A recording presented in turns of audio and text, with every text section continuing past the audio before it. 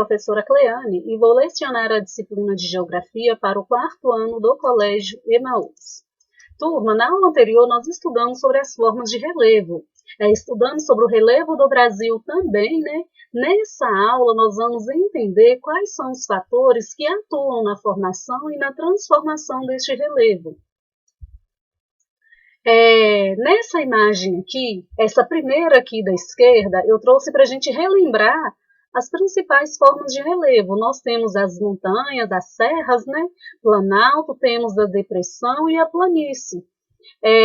A planície é uma região mais aplainada, né? Onde predominam baixas altitudes e é a região que recebe sedimentos, né? Das regiões mais altas. O planalto é a região onde sofre processos erosivos, processo de desgaste da rocha. Geralmente os planaltos eles vêm com um paredão rochoso, que são chamadas de escarpas, né? São paredões íngremes. E a depressão ela pode ser tanto relativa quanto absoluta. Depressão é uma área mais baixa que o seu entorno. A superfície terrestre, a parte externa da crosta terrestre, em que habitamos é constituída de terrenos de várias formas, mais altos, mais baixos, mais planos, acidentados, ondulados, né, que apresentam irregularidades. Essas diferenças de altitude, essas irregularidades,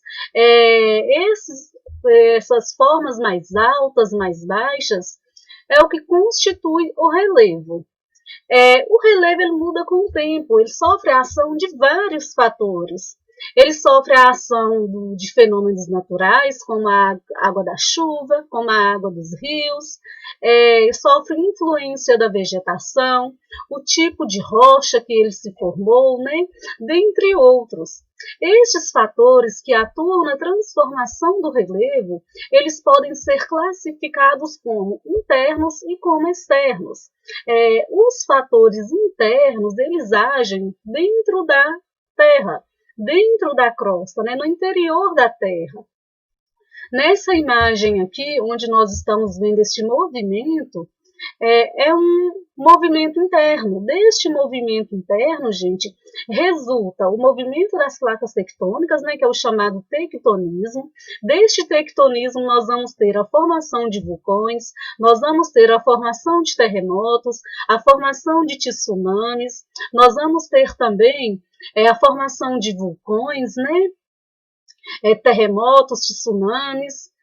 E esses fenômenos transformam a superfície terrestre.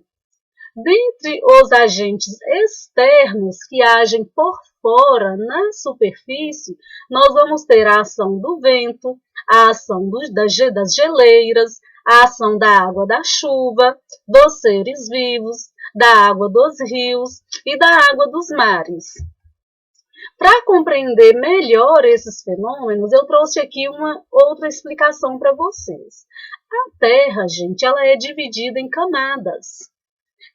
As camadas elas são classificadas de acordo com a sua característica, de acordo com a sua composição. Quando a gente fala sobre placas tectônicas, essas placas tectônicas elas compõem a crosta terrestre. A crosta terrestre é essa camada mais fina, é a camada mais externa da Terra. Compõe a superfície terrestre. Essa crosta, ela não é contínua, ela é fragmentada, é como se ela fosse quebradiça. E essas partes quebradiças são as placas tectônicas. E as placas tectônicas, elas estão em constante movimento. O relevo também, ele é dinâmico, ele não é estático, parado, né? O relevo está em constante transformação, em constante alteração, por conta dos fatores internos, decorrentes do tectonismo, dos movimentos das placas tectônicas, e por conta dos fatores externos também, e também por conta da ação dos seres humanos, da ação de animais, da ação de vegetais, né? Então, as placas tectônicas, elas são imensos blocos rochosos que compõem a crosta terrestre e se movimenta sob o manto de forma muito lenta. Este movimento é imperceptível, nós não conseguimos perceber, né? O manto é essa camada abaixo da crosta terrestre. O manto, ele é composto por magma, né? Ele é uma camada mais pastosa, mais viscosa, e que, devido à grande temperatura do núcleo da Terra, esse magma do manto ele se movimenta e faz a movimentação das placas tectônicas que estão sobre o manto. E este movimento tectônico vai causar diversas transformações no relevo da superfície, dando origem a vulcões, dando origem aos terremotos, que transformam este relevo de forma mais rápida, né, os terremotos. Os vulcões, quando transformam o relevo de forma mais lenta, né, dos agentes internos. Eles têm origem no interior da Terra. Esses agentes internos são o vulcanismo, né? Como que o vulcão ele pode transformar o relevo? Quando um vulcão ele entra em erupção, o magma que está no interior deste vulcão ele é expelido para fora. Quando ele é expelido, ele se chama lava. Então a lava, gente, ela vai resfriar, ela vai endurecer e vai modelar o relevo. Uma outra forma também que o vulcão tem de dar origem a formas de relevo são as ilhas vulcânicas. O vulcão no fundo do oceano ele começa a entrar em erupção. A lava ela vai resfriando, vai endurecendo e vai formando camadas, até que essas camadas atingem a superfície, dando origem a uma ilha. O arquipélago Fernando de Noronha, em Pernambuco, é um exemplo de ilha vulcânica, formação vulcânica. Arquipélago, pessoal, é um conjunto de ilhas, tá bem? Nessa imagem aqui, onde está escrito movimento tectônico, a gente observa a separação das placas tectônicas. As placas tectônicas elas estão em constante movimento. Elas realizam movimentos em direções distintas. Observem que quando há separação das placas tectônicas, forma-se uma fenda, forma-se uma falha, né? E esta falha, gente, também transforma o relevo. Este movimento causa alterações no relevo. Nessa imagem aqui, placa tectônica e montanhas em formação, a gente observa a formação de montanhas. Como assim? As placas tectônicas, lembra que eu falei para vocês que elas estão em constante movimento? Ora elas se chocam, ora elas se afastam, né? Neste movimento, quando elas se chocam, origina as montanhas, a formação das montanhas. Por quê? Quando as placas tectônicas se chocam, uma vai empurrando a outra. E nesse processo de uma empurrando a outra, aquela que é mais maleável, ela sofre enrugamento. E esse enrugamento é o que dá origem às montanhas. Gente, esse é um processo extremamente lento. Demora milhões de anos para acontecer. Então, são processos imperceptíveis que a gente não percebe apenas com a observação no nosso tempo cronológico, no nosso tempo histórico. Esse processo acontece em um tempo geológico, que é um tempo de milhões de anos. Os agentes externos.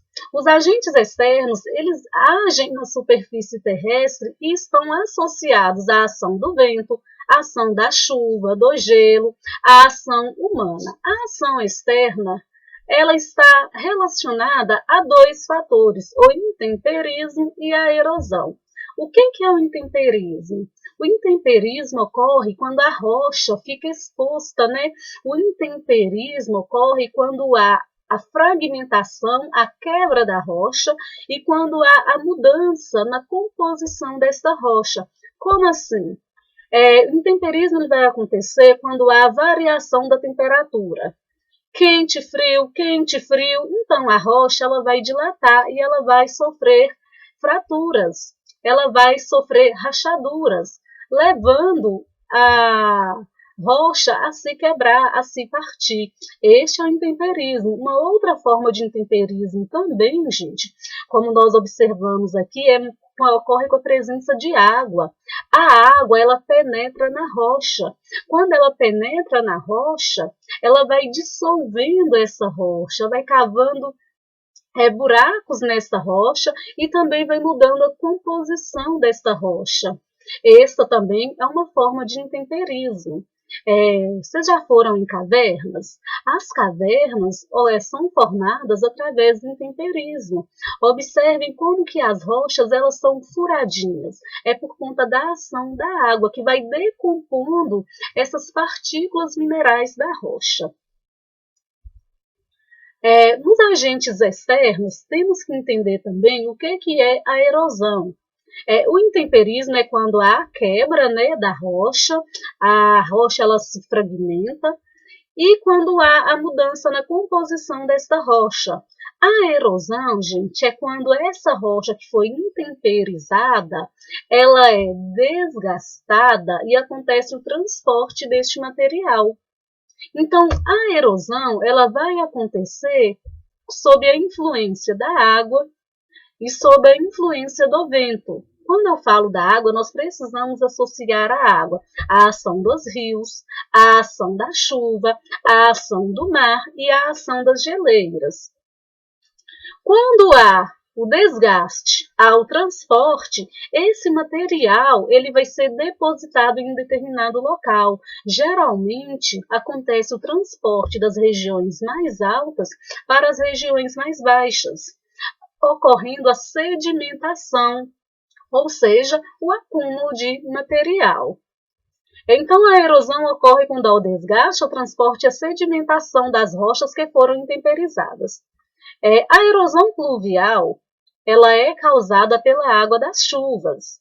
Na erosão pluvial, pessoal, quando chove, parte da água da chuva ela infiltra pelo solo. Parte dessa água escoa superficialmente. Quando essa água escoa superficialmente, escorre, né? Ela transporta material, ela desagrega material e transporta material. Este material é transportado para as regiões mais baixas. Quando este solo ele não possui cobertura vegetal, ele está desprotegido. Então, o impacto da água da chuva é maior. Se esse processo ocorre próximo a rios, os leitos dos rios são assoreados, ou seja, vai haver o acúmulo de sedimento no leito do rio, comprometendo o potencial hídrico deste rio.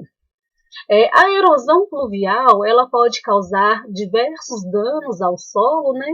Desde a formação de pequenas aberturas, né? Até grandes buracos, que são chamadas de vossorocas.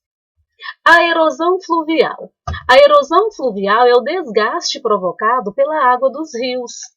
O rio, gente, a água do rio, na medida que vai seguindo o seu curso, vai esculpindo o seu leito e vai esculpindo a sua margem. Essa água do rio pode transformar este relevo tanto no sentido vertical, né, cavando para baixo, para o fundo, quanto no sentido horizontal, cavando em suas margens. Nessa imagem aqui, eu trouxe uma representação de parte da planície do rio Amazonas. Observem esses meandros, essas sinuosidades no rio. Essas sinuosidades, essas curvas, são chamadas de meandros. Esses meandros são formados pela erosão da água do rio. A água do rio vem, bate nessa curvinha aqui, desagrega material, desgasta essa parte, esse material ele é transportado e vai se acumulando. Novamente acontece o processo, e assim sucessivamente, né? Erosão glacial é quando há a movimentação das geleiras. Ocorre o transporte de solo e de rocha. Essas geleiras, gente, a base delas funciona como lixa, né? Façam o teste em casa depois. Peguem uma pedrinha de gelo e coloquem em uma superfície. Depois, inclinam um pouquinho essa superfície. Vocês vão perceber que a pedrinha de gelo, quando ela começa a descongelar, ela vai deslizar para a região mais baixa. Agora, imaginem esse processo com uma geleira gigante. Então, a erosão glacial é quando há essa movimentação das geleiras. levando ao transporte de solo e ao desgaste e transporte de rochas também. A erosão marinha, ela é ocasionada pela água dos mares, né, ao longo das áreas litorâneas. A erosão marinha, gente, é o desgaste que a água do mar vai fazer no litoral. Vocês já escutaram aquela expressão? Água mole em pedra dura, tanto bate até que fura?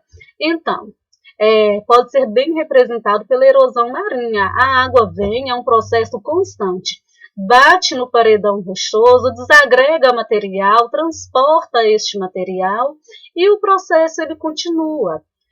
Na erosão marinha vai dar origem a diversas formas de relevo, uma delas é a falésia, como nós já estudamos, e vai dar origem também à formação das praias, à formação dos litorais. A erosão eólica. A erosão eólica ela é causada pela ação dos ventos. Os ventos também são constantes, né?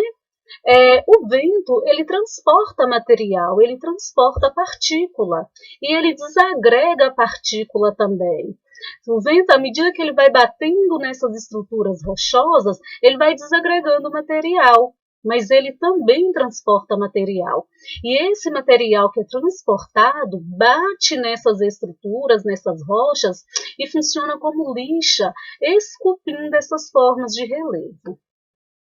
A ação dos ventos também, gente, é a que dá origem à formação das dunas, né? Que são os grandes bolsões de areia, os grandes bancos de areia, né? O assoreamento dos rios, pessoal, ele ocorre quando este rio ele está desprotegido. Observem aqui nessas imagens um rio assoreado. Formam-se bancos de areia no leito desses rios. Esse processo acontece quando há o transporte de sedimentos e pode ser intensificado quando há a retirada da mata ciliar. O que é a mata ciliar? Cílios, lembrem, os cílios dos nossos olhos servem para proteger os nossos olhos contra objetos estranhos, não é verdade? A mata ciliar tem a mesma função, fazer a proteção dos rios, a proteção dos cursos de água. Quando essa mata ciliar ela é retirada, esse curso de água ele fica mais vulnerável a processos erosivos, fica mais vulnerável a pisoteio de animais. Então, as margens deste rio, quando está desprotegida, fica vulnerável à erosão da água, da própria água dos rios, né, que vai batendo nessas margens, desagregando e transportando sedimentos, e da água da chuva também, que erode esse solo e transporta parte deste material para dentro dos rios. Nessa imagem aqui de baixo, nós temos mostrando a mata ciliar de um rio. Observem como esse curso de água, em volta dele, tem muita vegetação. Essa vegetação vai fazer a proteção desse curso d'água. Como assim a proteção? Quando chove, a vegetação vai facilitar a infiltração da água. A infiltração essa água infiltrada, ela vai abastecer o lençol freático. E quando chove também, a vegetação minimiza o impacto da água da chuva no solo. Os seres humanos também atuam sobre o relevo. Eles adaptam o relevo à sua necessidade. Os seres humanos eles fazem construções neste relevo, né, para adequá-lo às necessidades da sociedade. Essas alterações, gente, pode ser alterações como construções de rodovias, de viadutos, de pontes, ou pode levar a uma transformação completa também dessas formas de relevo. A ocupação humana, a ação humana no relevo, é uma das ações mais rápidas que causam transformação no relevo, causa transformação na paisagem. Nessa imagem aqui, nós temos uma foto de 1959 e uma foto de 2017. É a mesma região, é o mesmo lugar. Observem como como essas imagens estão diferentes em relação à ocupação humana. Quando o ser humano ocupa o relevo, gente, de forma incorreta quando o ser humano ocupa partes do relevo que não deve ser ocupado, né? São aquelas áreas de morros, de encostas. O ser humano interfere no relevo, ele intensifica os processos erosivos. Todos esses fenômenos, né? Fenômenos agentes internos, os agentes externos, eles são naturais. A erosão é um processo natural. Só que ela pode ser intensificada com a ação humana. Quando o homem interfere no relevo de forma irregular, podemos dizer assim. Então, o processo erosivo ele é intensificado, ele é acelerado também. E isso pode impactar não só o meio ambiente, mas também pode impactar a vida das pessoas. Bom, finalizamos a nossa aula. Tem algumas atividades para vocês fazerem no livro de Geografia. São as páginas 117 a 119 e tem também algumas atividades complementares. Copiem as perguntas no caderno, tá bem? Bons estudos para vocês. Até a próxima aula e lembrem-se, juntos no caminho certo.